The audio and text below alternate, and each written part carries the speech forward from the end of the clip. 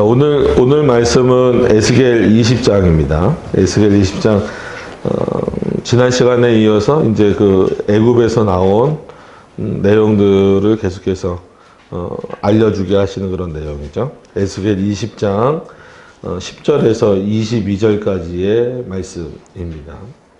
구약 성경 1178페이지쯤에 있습니다.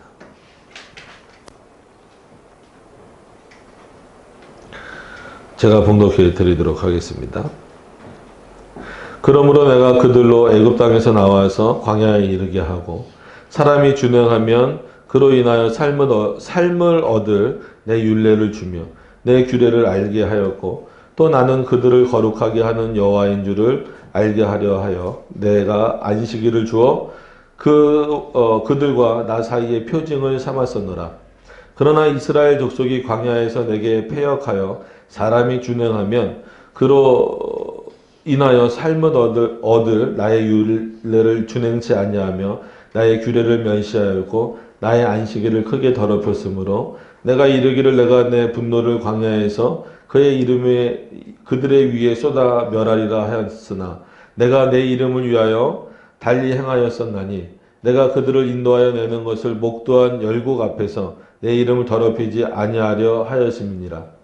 또 내가 광야에서 그들에게 맹세하기를 내가 그들에게 허한 땅 곧 젖과 꿀이 흐르는 땅이요 모든 땅 중에 아름다운 곳으로 그들을 인도하여 드리지 아니하리라 한 것은 그들이 마음으로 우상을 쫓아 나의 규례를 업신여기며 나의 율례를 행치 아니하며 나의 안식일을 더럽혔습니다.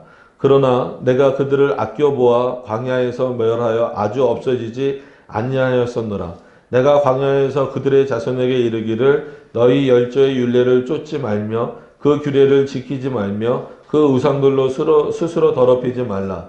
나는 여호와 너희 하나님이라. 너희는 나의 율례를 쫓으며 나의 규례를 지켜 행하고 또 나의 안식일을 거룩하게 할지어다. 이것이 나와 너희 사이의 표징이 되어 너희로 내가 여호와 너희 하나님인 줄을 알게 하리라 하였었노라. 그러나 그 자손이 내게 패역하여 사람이 준행하면 그로 인하여 삶을 얻을 나의 율례를 쫓지 아니하며 나의 규례를 지켜 행하지 아니하였고 나의 안식일을 더럽혔는지라.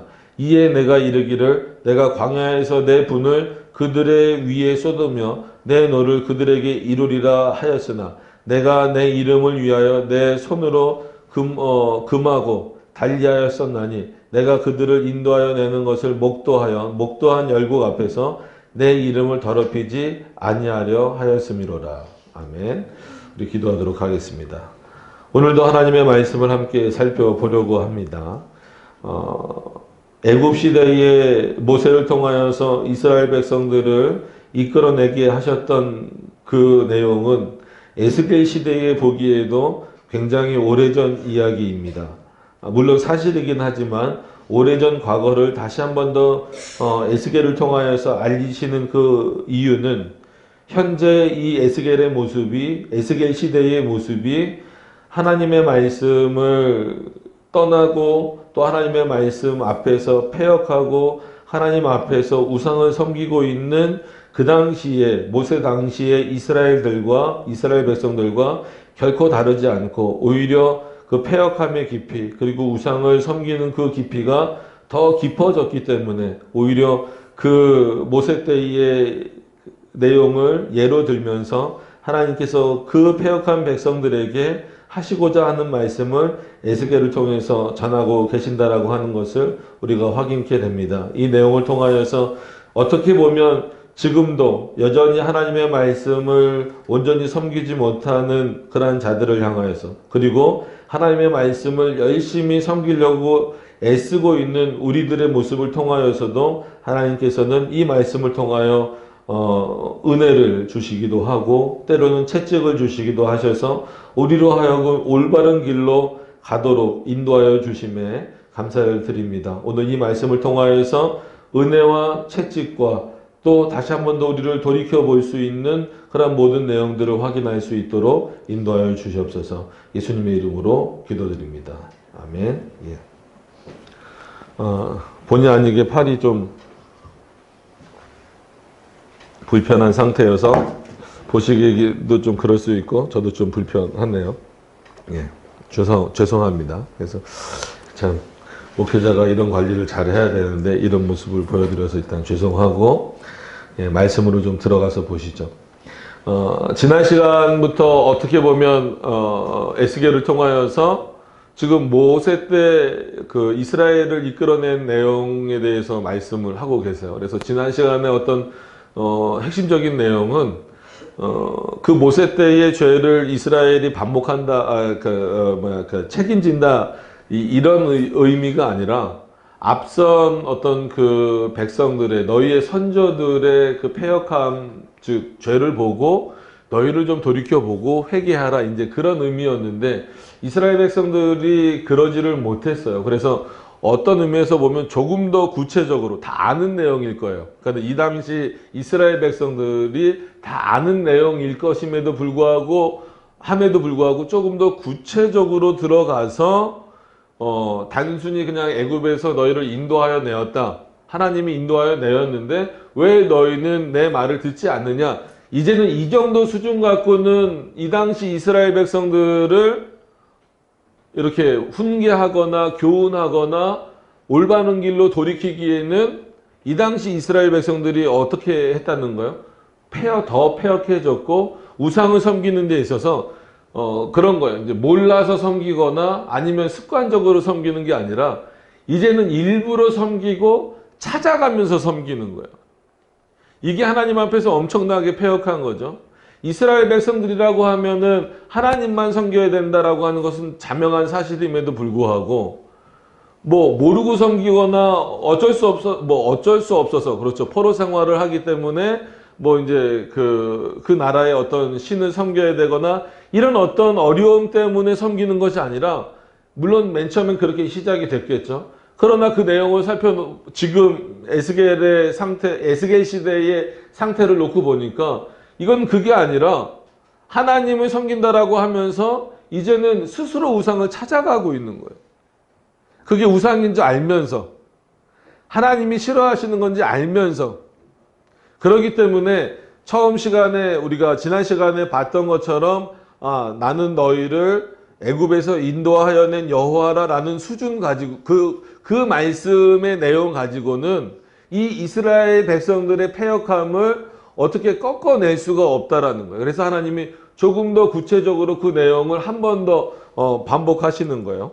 그래서 10절부터 보시면, 그러므로 내가 그들로 애굽 땅에서 나와서 광야에 이르게 하고 사람이 준행하면 그로 인하여 삶을 얻을 내 율례를 주며, 그러니까 마치 너희가 이렇게 행하면 내가 이렇게 할 것이고, 즉 하나님의 율례를 잘 지키면 그 광야에서 먹을 것이 없고 마실 물도 없는 그 광야에서 내가 너희를 살려줄 것이고, 너희가 내 율례를 지키지 않으면 이 광야에서 다 너희를 어떻게 하리라? 죽이리라. 그래서 마치 인간에게 어떤 그 권한이 주어진 것처럼 보이지만 이것은 하나님에게 우리가 순종해야 된다라고 하는 것, 우리의 삶의 목적, 그리고 우리의 존재의 목적은, 인간의 존재의 목적은 하나님에게 어떤 상황에서든지 순종해야 된다라고 하는 것을 알려주는 것이지, 내가 이렇게 하고 내가 율례를 지키면 복을 얻고 내가 율례를 지키지 않으면 화를 입는다, 이 정도를 지금 하나님이 말씀하시려는 것은 아니다라고 하는 것을 여러분들이 아셔야 됩니다. 왜냐하면 그 뒤에 말씀에 또 이렇게 나오기 때문에 그래요. 12절에 보시면 또 나는 그들을 거룩하게 하는, 이 부분이 있기 때문에 그래요. 하나님께서 여기서 이제 구약시대에 보통 거룩하게 우리를 만드신다라고 하는 것은 지금 우리가 잘 아시는 대로 구원의 서정을 말하는 거죠. 그러니까 에베소서 말씀이라든지 뭐 로마서 말씀 있지만 에베소서가 아주 특별히 그 말씀을 더 분명하게 말하고 있잖아요. 그리스도 안에서, 창세 전에 그리스도 안에서 우리를 택하여서 하나님 앞에 어떤 자로 서게 만든다? 거룩하고 흠이 없는 자로 쓰도록 만드신다는 거예요. 그러니까 최종적으로 우리가 뭐 완전성화라고 하는 그 영화의 단계는 우리가 육신의 죽음으로 말미암아 이루어지겠지만, 그 전에 뭐 나그네 길이라고 하는 이 땅에서의 삶 속에서는 하나님께서 우리를 구원의 목적으로만 남겨두신 것이 아니라 거룩하게 만들어 가시는 과정이라는 거예요. 그래서 그 모든 과정을 하나님이 이끌어 가시지만 방식은 어떤 방식이냐면 마치 우리가 열심히 하나님의 말씀에 순종하고 하나님의 일을 하고 또 하나님의 그 일을 하면서 열매를 맺는 방식으로 하시는 것뿐이지.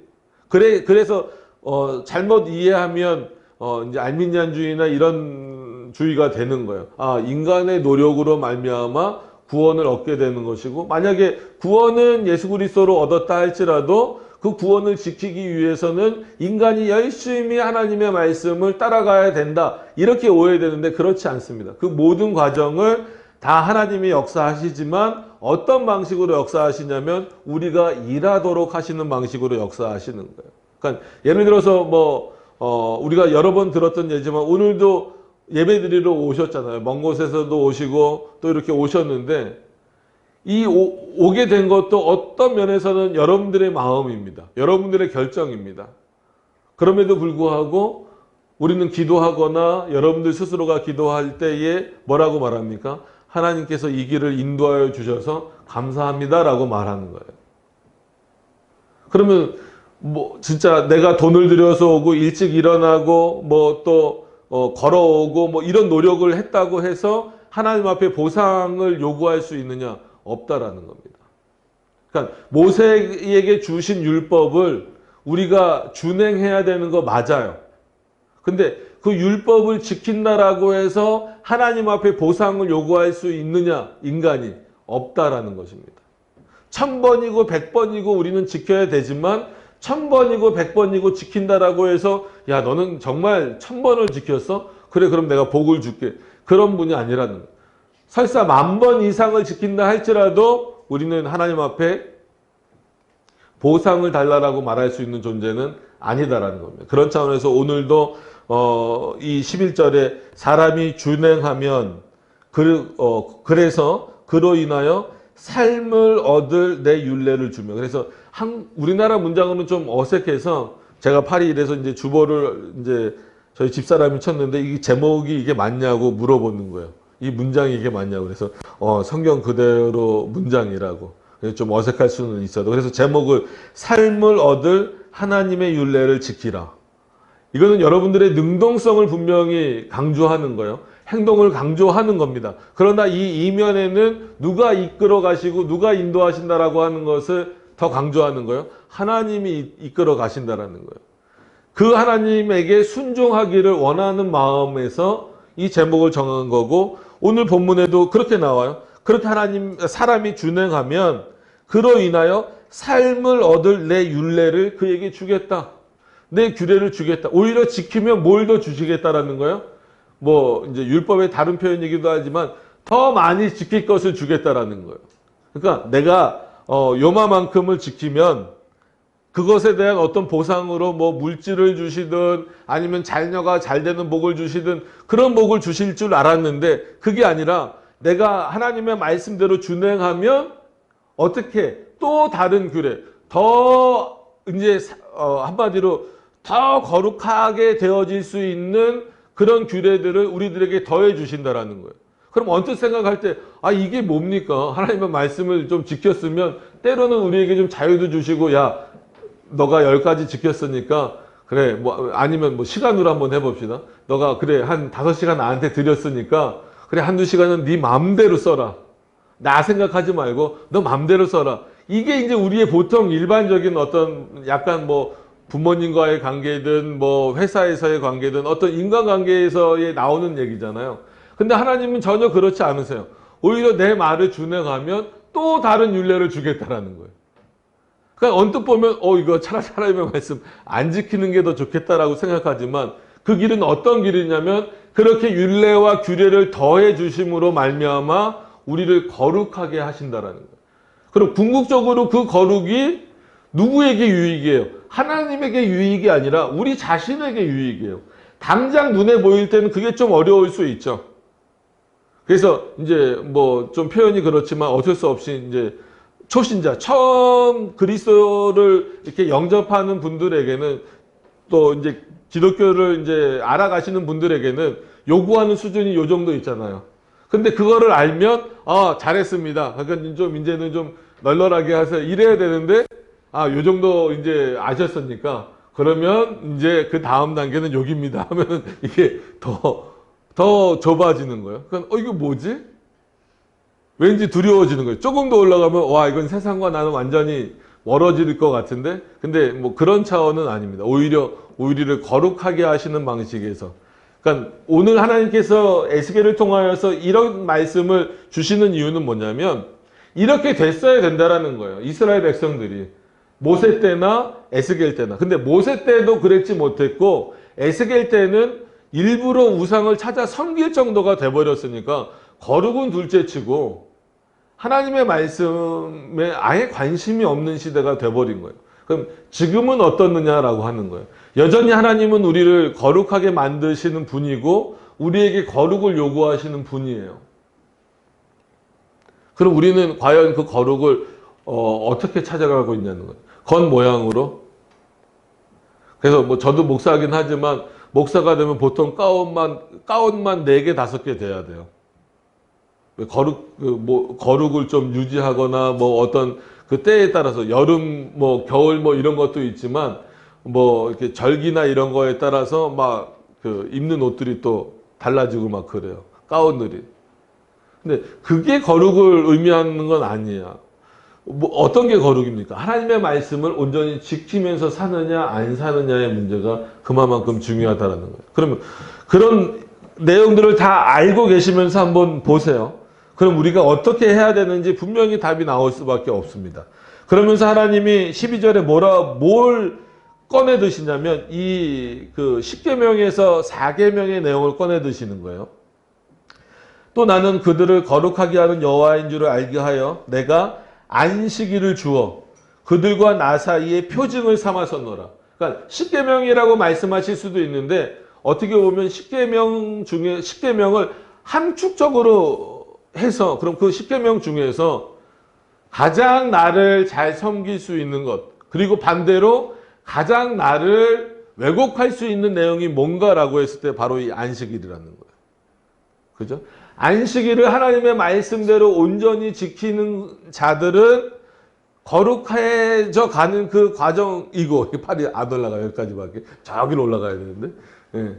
근데 그 안식일을 지킨다라고 하면서 지금 현재 이 당시 이스라엘 백성들처럼 자신의 패역함으로 우상을 섬기고 하나님의 말씀을 의도적으로 거절하게 될 때는 그거는 겉의 모습으로는 안식일을 지키는 것처럼 보이지만 실제 그들의 삶은 거룩이 아니라 어디로 더 가고 있는 거예요? 패역함으로 가고 있는 거예요. 그래서 여기서는 안식일이 4계명이 탁 나오지만 3계명하고 연결시켜 보세요. 여러분 3계명이 뭡니까? 원래 이쪽은 히타가 좀 나와서 좀 덥고요. 그래서 저도 마치 얼굴이 반이 된 것 같아요. 여기는 땀이 나고 여기는 별로 안 더우시죠? 예, 좀 그렇습니다. 그러니까 좀 이렇게 한번 저도 몸도 한번 풀고 여러분도 한번 몸을 풀고 3계명이 뭡니까? 내 이름을 망령되이 여기지 말라잖아요. 즉 하나님의 이름을 망령되이 여기지 말라잖아요. 그러니까 어떻게 보면 첫 번째 시간에 우리가 나눈 겁니다. 첫 번째 시간에 하나님의 이름을 망령되이 여기지 말라. 왜냐하면 내 이름은 어떤 이름이다?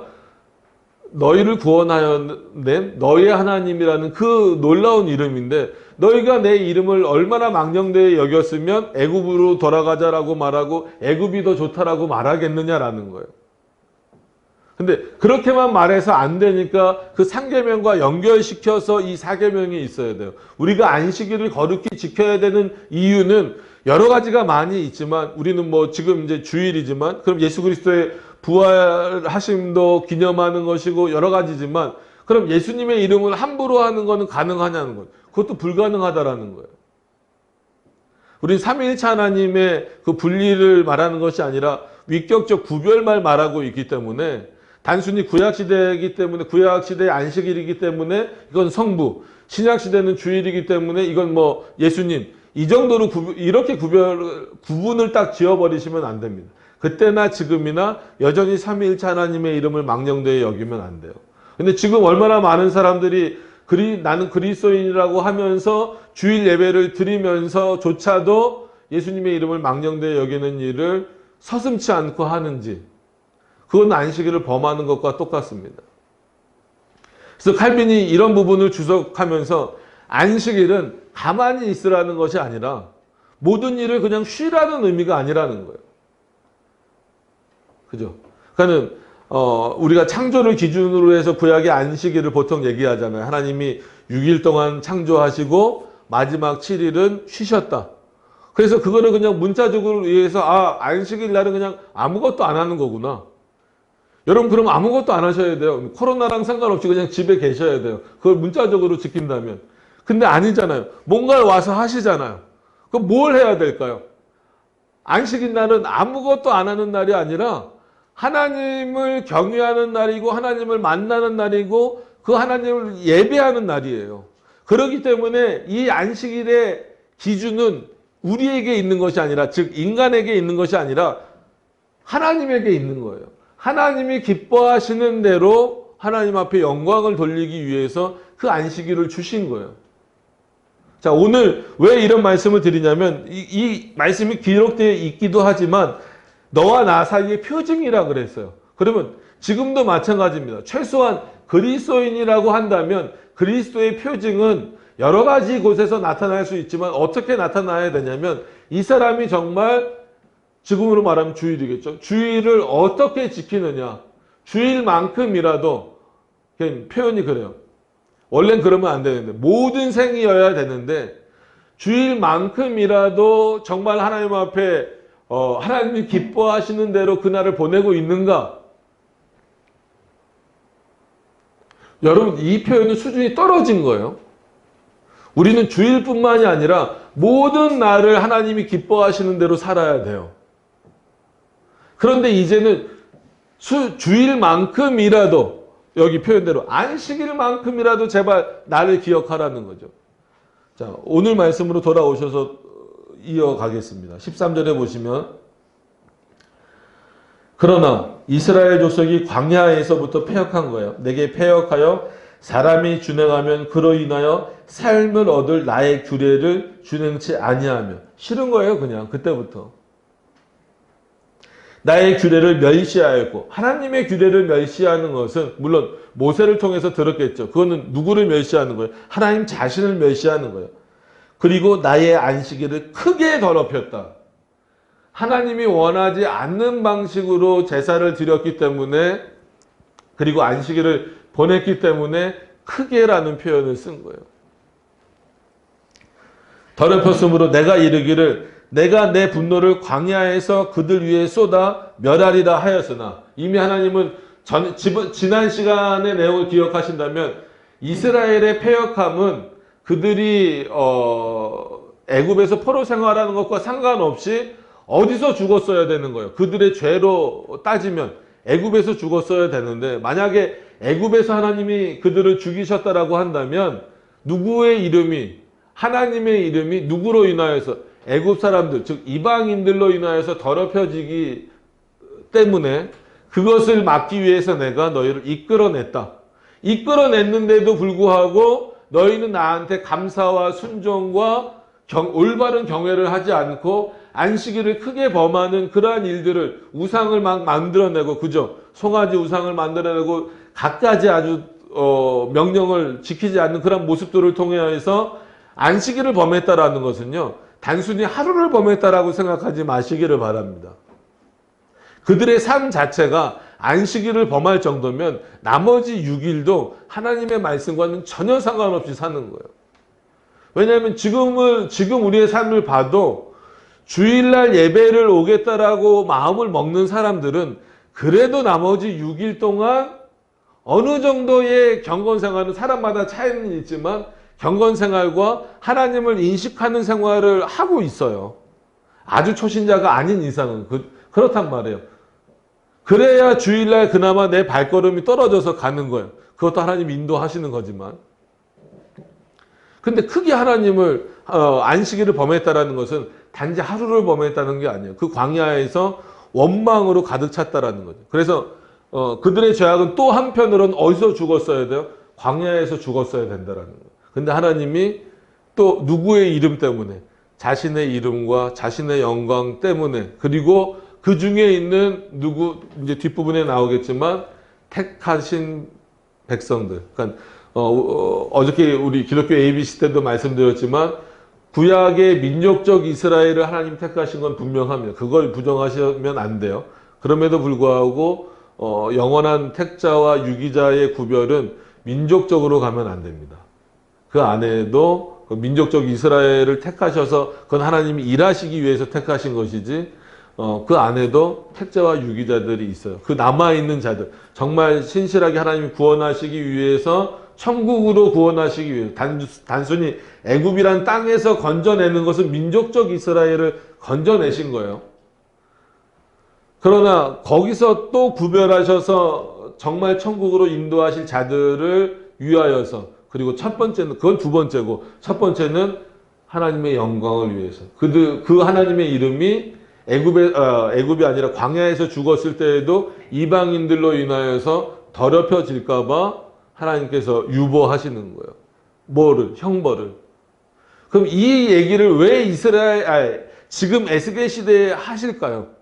내가 지금 너희 포로 가운데 있기 때문에 만약에 여기서 너희를 죽인다라고 한 너희의 형벌은 지금도 마땅히 이들처럼 죽어 마땅하지만, 만약에 죽는다고 한다면 이 사람들이 얼마나 좋아하겠느냐. 그리고 야, 너희 하나님이 뭐냐, 만약에 살아있다면 도와줘야지 뭐하냐, 이렇게 비아냥거릴 거 아니냐는 거예요.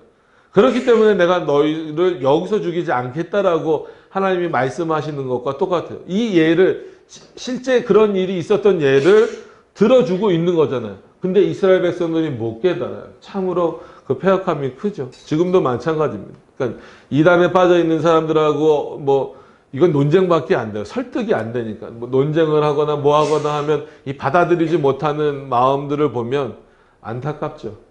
그래서 그냥 긍휼의 마음으로 이렇게 베풀어 줄 수밖에 없는데, 그런 마음이 있습니다. 자, 그렇게 해서 멸해야 되는데 그렇지 않은 이유는 14절에 보면 내가 내 이름을 위하여 달리 행하였다. 너희 때문이 아니라는 거예요.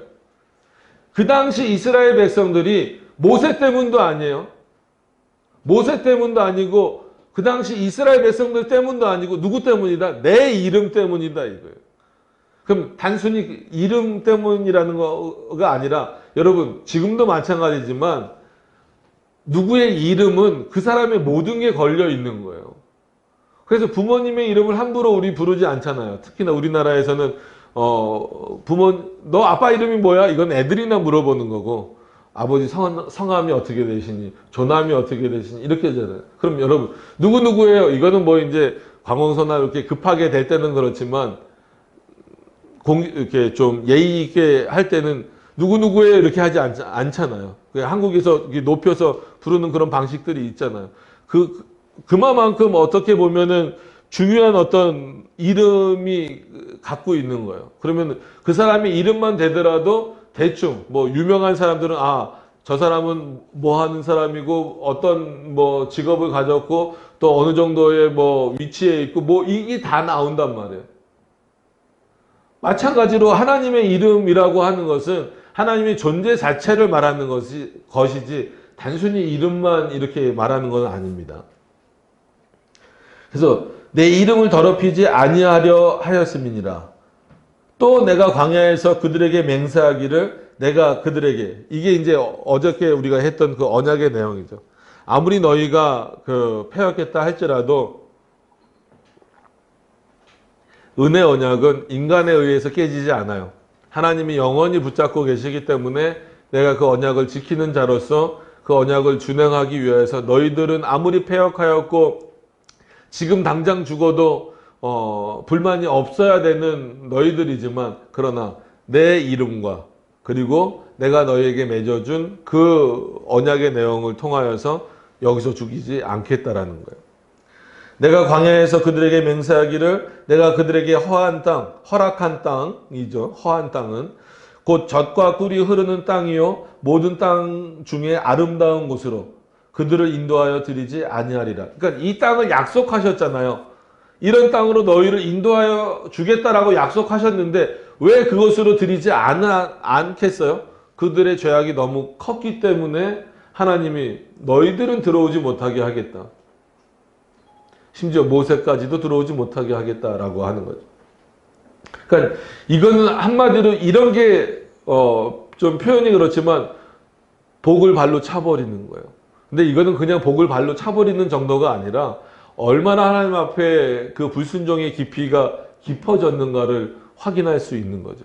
하나님께서 허락하신 그 땅을, 약속받은 땅을 들어가지 못하게 되는, 뭐 이걸 가지고 구원에서 탈락을 구원받았다가 구원받지 못하는 어떤 그 구원의 탈락을 말하면 안 됩니다. 죄악의 깊이를 말하는 차원에서 이런 표현을 하시는 거예요.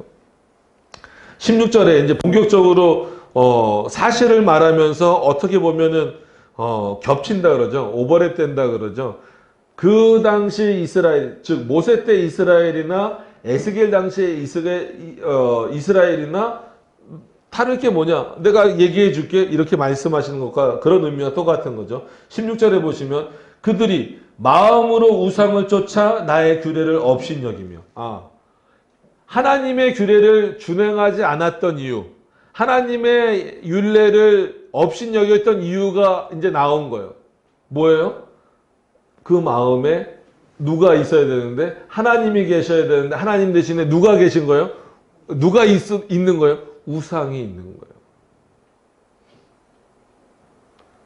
이거는 어마어마한 폐역입니다. 솔직히 겉모양으로는 이거를 가식적인 모습으로 감출 수 있어요. 그래서 저를 가르쳐 주셨던 교수님이 그렇게 표현을 하시는, 믿음이라고 하는 것은 어떨 때는 마치 외투와 같다. 그래서 외투 안에, 그러니까 외투를 이렇게 잘 입으면 안에 좀 어떤 옷을 입었는지 잘 티가 안 나잖아요. 어떤 상태인지 티가 잘 안 나요. 이 외투만 보는 거예요, 사람들은. 그리고 사람들이 안 보는 곳에서는 어떻게 하는 거예요? 그 외투 불필요하잖아요. 그냥 확 벗어버리고 내 마음대로 살겠다. 그렇게 돼버리면 안 된다는, 그거는 거짓 믿음이다라는. 마찬가지예요. 그들이 마음으로 우상을 쫓아. 이스라엘은 그러면 안 돼요. 여러분, 그리스도인은 그러면 안 돼요. 저와 여러분은 그러면 안 돼요. 근데 지금도 수많은 그리스도인들 마음 가운데 하나님이 아니라 우상이 자리 잡고 세상이 자리 잡고 있는 경우가 너무나 많다라는 거죠. 그래서 하나님이 계실 자리가 없다라고 말하는 겁니다. 교회도 마찬가지고. 그들이 하나님 마음으로 우상을 쫓아 나의 규례를 업신 여기며 나의 율례를 행치 아니하며, 그러니까 일부러 안 행한다라는 거예요. 나의 그것 자체도 안식일을 더럽히는 일이지만 우상을 가지고 하나님의 자리를 대체해서 안식일을 기념하게 돼버린다면 그것만큼 안식일을 더럽히는 일이 어디 있겠습니까? 그래서 나의 안식일을 더럽혔음이니라 이렇게 표현하는 거예요. 그래서 또 말씀드리지만 안식일은 그냥 가만히 있는 날이 아니라 하나님의 영광을 위해서 여러분들이 무슨 일인가 하셔야 되는 날이에요. 그래서 너희는 가만히 있어도 죄인이다. 이것을 한번 기억을 해보셨으면 좋겠어요. 주일날 당연히 가만히 있으면 죄인. 하나님 앞에 나와서, 물론 뭐 요즘에는 상황이 좀 그래서 어떤 모양으로든지 하나님 앞에 이 시간을 온전하게 드릴 수 있는 그런 모습이 되어져야 됩니다. 그렇지 않으면 그것이 온전한 믿음인가 한번 확인해 봐야 돼요. 하나님의 이 율례와 규례를 즐겁게 지키는 사람과 아니면 나는 그리스도인이라니까, 난 그리스도를 믿으니까 천국 가야 된다니까 억지로 지키는 사람하고는 본질적으로 차이가 있어요. 그렇게 지켜서 갈 수 있는 게 아니라고 수도 없이 얘기를 했음에도 불구하고 많은 사람들이 여전히 착각하는 게 마치 구약의 율법과 규례와 율례를 지키듯이 지금도 하나님의 말씀과 계명을 지켜야만 천국에 가는 것처럼, 아니에요. 천국에 가고 지옥에 가는 문제는 인간이 할 수 있는 문제가 아니에요. 저와 여러분들은 하나님의 나라에 가는 백성으로 택함 받았다라고 한다면 마땅히 하나님이 그런 은혜를 부어주신 것에 대하여서 감사한 마음을 가지고 마땅히 그리고 기쁘고 즐겁게 여호와의 율례와 규례를 지키면서 그의 안식일을 더럽히지 않는 자가 되어야 됩니다.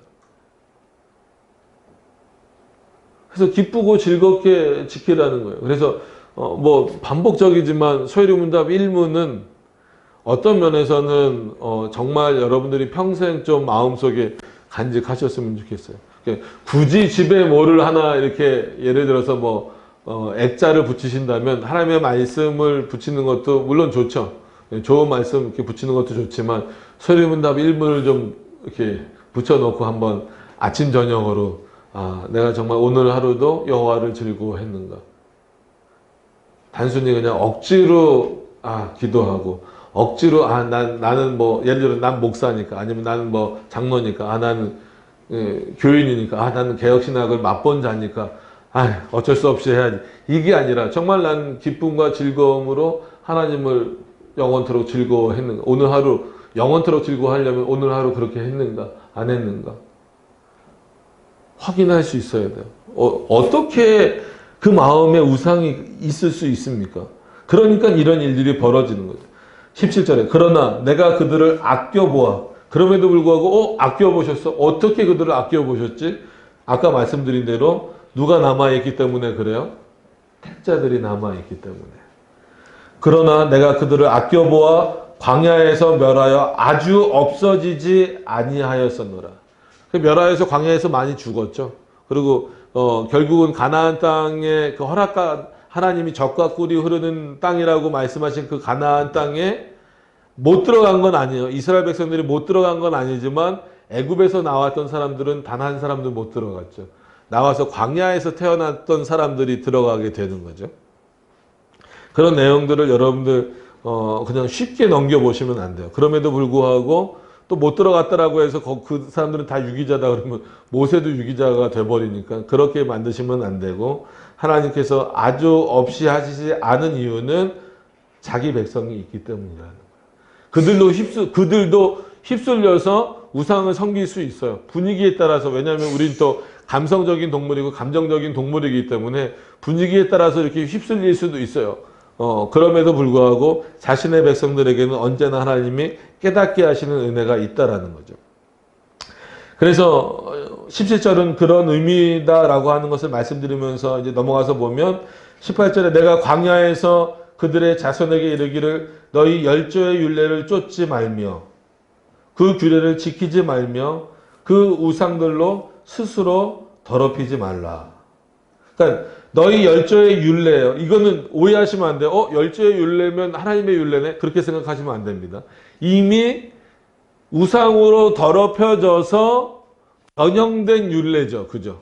그러니까 어젠가요? 수요일 날인가요? 말씀드렸죠.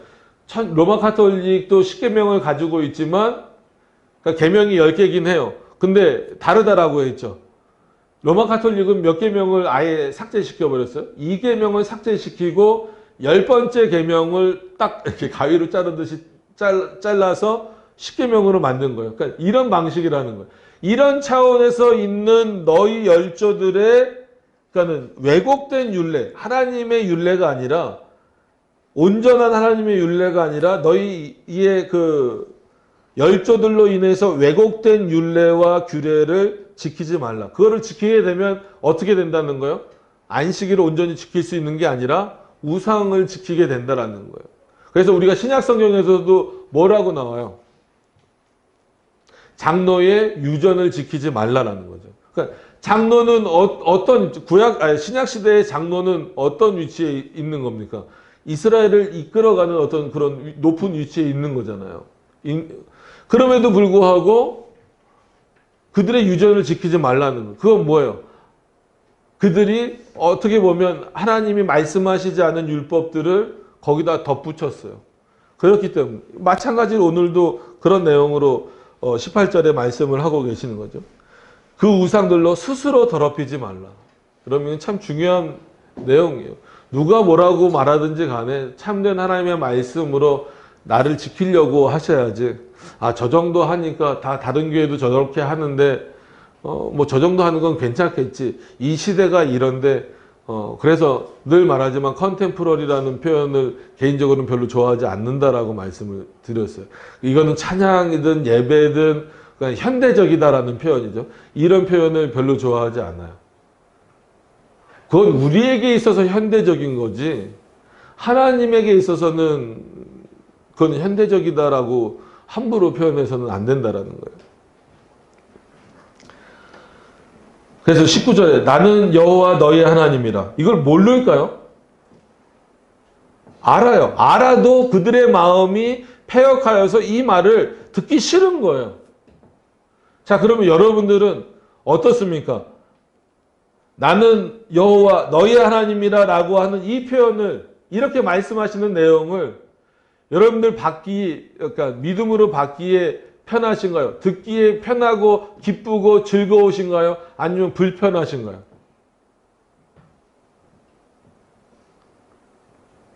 뭐 대답을 지금 제가 원해서 드리는 질문이 아니에요. 어떤 믿음이어야 된다라는 거예요? 이 마음을 이런 말씀을 듣고 정말 우리의 신앙 고백이 나와야 되는데 그러지 못하는 거죠. 이 당시 백성들이.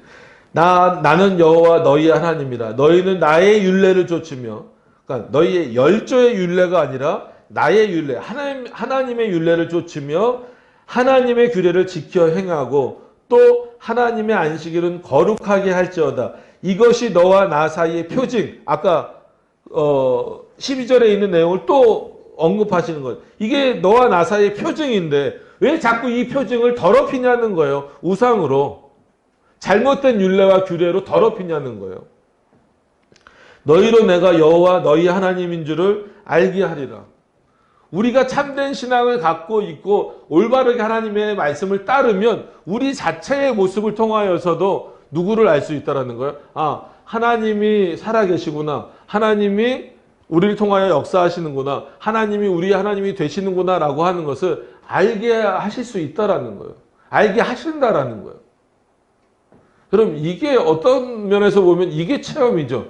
뭐 신앙을 체험하겠다고 그냥 막 이상한 데 가서 막 하시지 말고 정말 믿음의 체험은 이게 믿음의 체험이에요. 이런 체험이 여러분들 안에 있어야 된다는 겁니다. 그래서 21절로 넘어가서 또 보시면 그러나 그 자손이 내게 패역하여 그러지 못했다라는 거잖아요. 언제? 모세 때 그러지 못했다. 그럼 지금 너희들은 했을 때는 에스겔 시대란 말이에요. 에스겔 시대는 더 패역했다라는 거죠. 그러면은 이 말씀을 우리에게 적용하면 지금 우리는 어떠느냐? 더 심각하죠. 그죠? 그러나 그 자손이 내게 패역하여 사람이 준행하면 그로 인하여 삶을 얻을. 이것도 몇 번 반복되죠. 3번 정도 반복이 되는 겁니다. 삶을 얻을 나의 율례를 쫓지 아니하며 나의 규례를 지켜 행하지 아니하였고 나의 안식일을 더럽혔는지라. 그렇기 때문에 내가 더 이상 지켜볼 수 없어서 내가 이르기를 내가 광야에서 내 분을 그들 위에 쏟으며 내 노를 그들에게 이루리라 하였으나 다 죽이지 않고 끝까지 와서 22절에 물론 이제 23절부터도 23절까지 어떻게 보면은 29절까지 계속해서 그 모세에 대한 내용을 말씀하고 계시는 건데 한번 제가 더 이제 그 구별을 좀 나눴어요. 한번 또 다른 의미로 우리가 좀 살펴보기 위해서 내가 내 이름을 위하여 여러분 꼭 기억하시기를 바랍니다. 이게 하나님의 역사의 주된 목적이에요. 하나님이 왜 이 세상을 창조하셨습니까? 하나님의 영광을 위하여. 하나님이 왜 택하시고 버리셨습니까? 하나님의 영광을 위하여. 물론 자신의 기쁘신 뜻 때문이기도 하지만 하나님의 영광을 위하여. 하나님이 왜 오늘 예배를 드리게 하셨습니까? 하나님 자신의 영광을 위하여. 왜 하나님이 여러분들을 이 땅에서 나그네 길로 살아가게 하셨습니까? 하나님의 영광을 위하여. 왜 하나님이 여러분들을 거룩하게 하시려고 하십니까? 하나님의 영광을 위하여. 왜? 그의 이름이 영광받기에 합당한 분이시고 스스로 영광스러운 분이시고 스스로 거룩한 분이시기 때문에. 그래서 나는 나다. 나는 스스로 있는 자이다. 내가 거룩하듯이 너희도 거룩하라 라고 하는 이 하나님의 말씀을 잊어버린 결과가 뭡니까? 우상으로 스스로 더럽히고 그 결과 안식일까지 더럽혀지고 하나님의 이름을, 그 존귀하신 이름을 망령되이 부르는 거예요.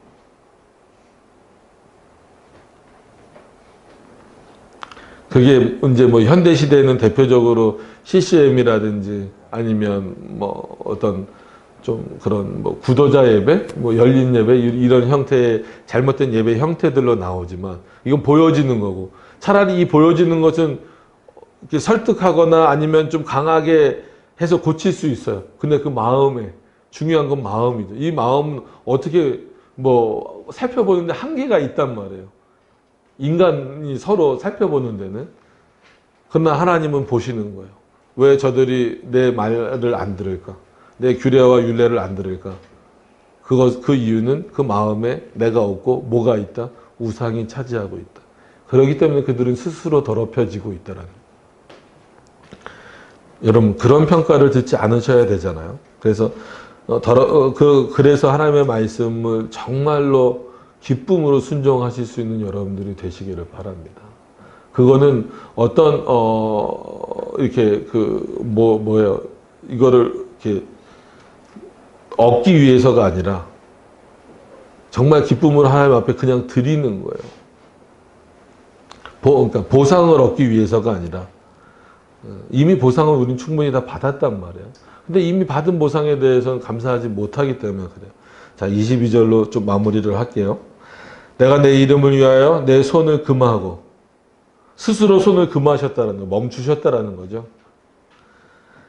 달리 행하였나니 내가 그들을 인도하여 낸 것을 목도하고 있는 거예요. 이제 이스라엘 백성들이 가고 있는 것을, 여러분 그 단순히 출애굽기만 보시면 안 되고, 출애굽기 이후까지도, 물론 여기는 이제 그게 이제 그 포인트긴 하지만 전체 역사를 쭉 보면 신명기나 이런 부분 가서 보시면 그 하나님이 두려워서 여는 민족이 있고요. 그러니까 이스라엘이 지나가겠다라고 하잖아요.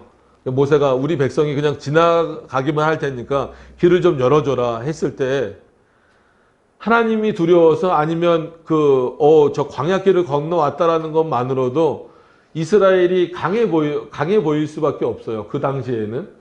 그렇기 때문에 길을 내어주는 어떤 민족이, 왕들이 있는 반면에 어떤 민족은, 또 어떤 왕은 그렇기 때문에 한번 저 이스라엘과 한번 붙어보고 싶다. 아니면 저 이스라엘이 믿는 하나님이 센지, 우리를 지켜주는 우상이 더 센지, 자기네들은 자기 신이겠죠. 우상이 센지 한번 대결해보고 싶다. 이런 게 많아요. 지금 세상도 그렇습니다. 그럼 이건 언제까지나 있는 거예요. 그랬을 때 우리는 어때야 하겠느냐라고 하는 것도 여러분들이 생각해 보셔야 돼요. 그래서 하나님이 그들을 인도하여 낸 것을 보고 있어요. 목도한 열국 앞에서. 이 열국은 절대 하나님을 경외하는 나라들이 아니에요. 오해하시면 안 됩니다. 우리가 대표적으로 오해하는 게 느부갓네살 왕 같은 사람이잖아요. 그죠? 사자굴에서 다니엘이 산 것을 보고 와, 하나님이 대단하시다. 아닙니다. 그거는 일시적인 놀라운 뿐이지 절대 그가 하나님을 믿었다라고 생각하시면 안 됩니다. 마찬가지로 지금 열국이 보고 있는 거예요. 저 이스라엘이 어떻게 될까? 그렇기 때문에 거기서 그들을 죽임으로 말미암아 내 이름을 더럽히지 않겠다라는 게 하나님의 뜻이죠. 결코 너희들의 죄가 약해졌기 때문이 아니다라는 겁니다. 회개했기 때문도 아니라는 거예요. 열국 앞에서 내 이름을 더럽히지 않기 위하여 그렇게 했다. 그러면 한 가지로 뭐가 더 생긴 거예요? 이 형벌이 어떤 이유에서든지 뒤로 물러났잖아요. 그죠? 애굽에서 죽었어도 할 말 없어요. 이 사람들은. 이 모세 때 이스라엘 백성들은요. 그죠? 그들의 죄가 그만큼 커요. 광야에서 죽었어도 할 말이 있어요? 없어요? 없어요. 그럼에도 불구하고 계속해서 연장시켜 주셨어요. 그러면 형벌이 연장된다라고 하는 것만 생각하는 것이 아니라 그 과정 속에서 어떤 기회가 생기는 거예요. 하나님께로 돌아올 수 있는 기회가 생기는 거죠. 회개할 수 있는 기회가 생기는 거죠. 그만큼. 근데 그들은 그 기회를 사용했어요? 못 사용했어요? 못 사용한 거예요. 그 못 사용한 것을 지금 이 당시 에스겔 시대 백성들에게 다시 한번 이 얘기 모르는 거 아니에요. 수도 없이 들었을 거예요. 이 얘기를 다시 한 번 더 해주는 이유는 뭐예요? 하나님의 형벌이 이런 식으로 너희들에게 있어서 한 번 더 뒤로 물러났다. 너희를 봐주기 위해서가 아니라 어떻게 하라는 거예요? 이 말을 듣고 이 모세 때 이 얘기, 너희 선조들의 이 잘못을 듣고 너희는 어떻게 했으면 좋겠다라는 거예요. 회개하고 돌아왔으면 좋겠다라는 거예요. 근데 뒤에 보면 아시지만 돌아옵니까? 못 돌아오죠. 너무나 안타까운 거죠. 한국교회도 마찬가지예요. 바른 복음들이 곳곳에서 외쳐집니다. 그러니까는 거짓 복음들이 요즘에 너무 많아서 문제긴 해요. 그럼에도 불구하고 또 바른 복음들도 곳곳에서 외쳐지고 있어요. 그만큼 하나님이 한국교회도 여전히 형벌을 받아 마땅함에도 불구하고 기회를 주고 계시는 거예요. 이럴 때 우리가 내 삶을 얻을 수 있는 하나님의 규례에 순종하며 살아갈 수 있는, 그래서 그 거룩을 이루어갈 수 있는 저와 여러분들이 다 되셨으면 좋겠습니다.